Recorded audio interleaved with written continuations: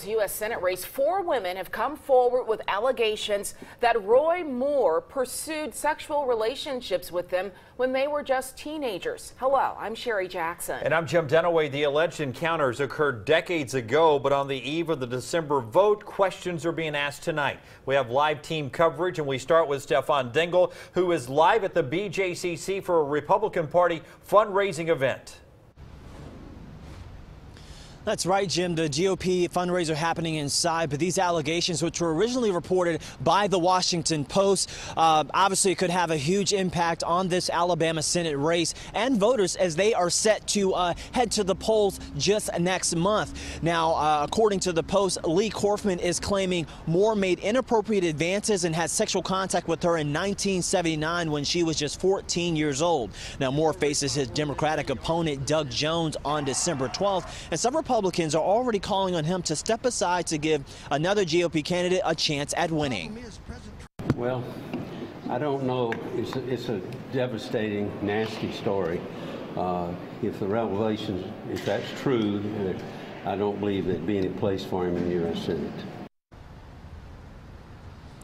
Now, we are also hearing from Democratic Alabama Representative Terry Sewell, who said in part today, today's allegations against Roy Moore are deeply troubling. If true, Moore should step aside from his campaign immediately.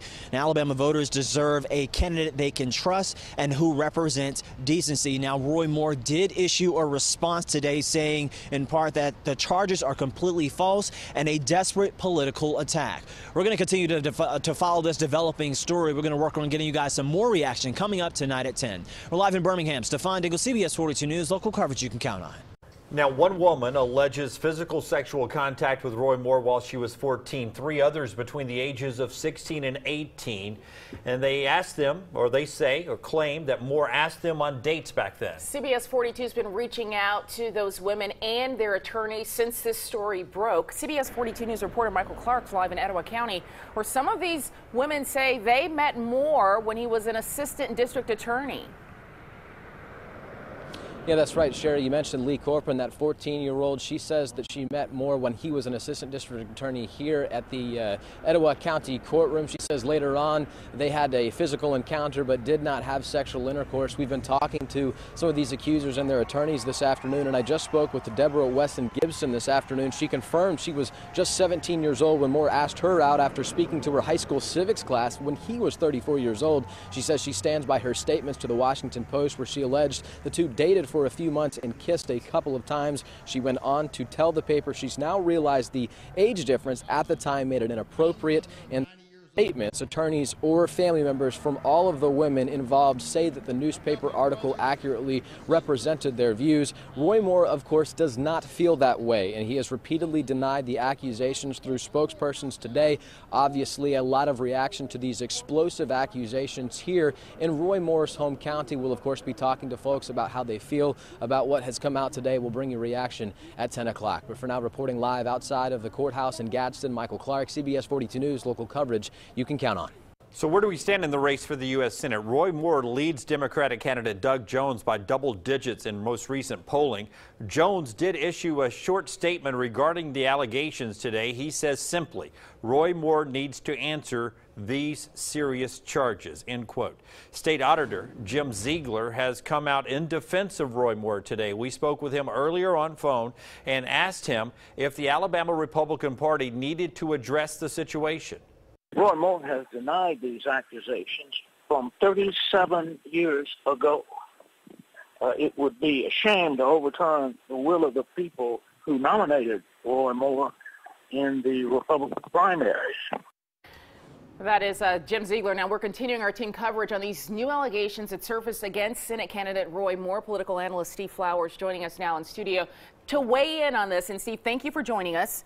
We've heard today from Republican leadership, Richard Shelby, saying if these allegations are true, Moore should step aside. Kay Ivey waiting to see what happens before she says he should step aside.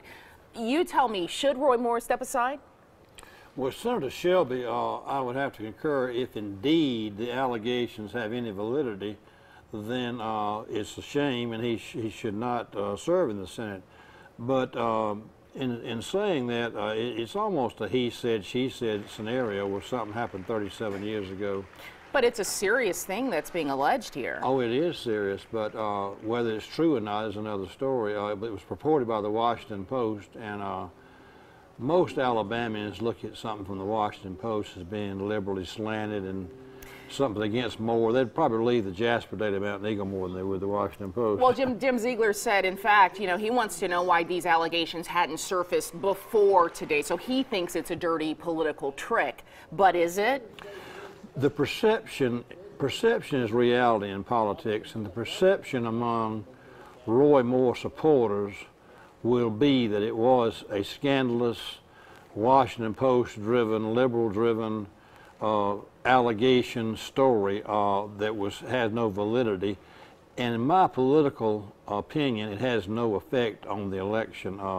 It will not have an effect on Roy Moore's followers. They're going to vote for him come hell or high water. Could Luther Strange mount a write-in campaign? Because we're understanding that the ballots are done. That's $15.5 million that the state has spent on this special election. That's there. So the candidates are going to be on the ballot, and Moore's name will be there regardless. A write-in campaign is not going to be effective.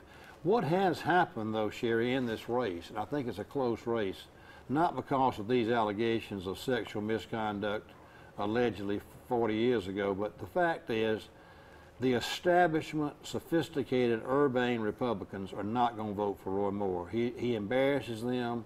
You can go to any enclave in upscale neighborhoods in Birmingham, Mountain Brook, Homewood, Huntsville, Spring Hill, and Mobile, and you see Doug Jones signs in every yard.